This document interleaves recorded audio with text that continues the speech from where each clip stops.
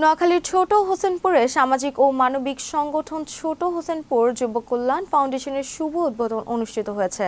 নোয়াখালীর প্রতিনিধি আজিজ আহমেদ জানান, শনিবার বিকেলে বেগমগঞ্জ উপজেলার রাজগঞ্জ ইউনিয়নের ছোট হোসেনপুর গোলাম মাওলা সরকারি প্রাথমিক বিদ্যালয়ের হলরুমে ছোট হোসেনপুর যুব কল্যাণের আয়োজনে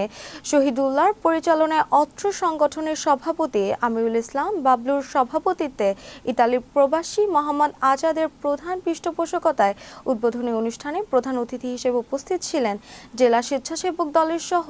সভাপতি ফয়সাল ইনাম কমল। এ সময় দোয়া ও মিলাদ মাহফিলের মাধ্যমে সংগঠনের শুভ উদ্বোধন সহ এই উপলক্ষে উপহার হিসেবে ৩০ জন হতদরিদ্র পরিবারের কাছে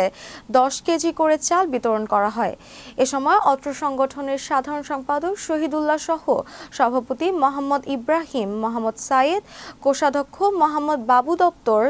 সম্পাদক কামরুল হাসান সায়েম, সহ সভাপতি ইব্রাহিম মোহাম্মদ সাইদ, বিশিষ্ট সমাজসেবক মোহাম্মদ বাচ্চু মিলন, বাহার রাসেল, আব্দুর রহিম সহ আরও অনেকে উপস্থিত ছিলেন।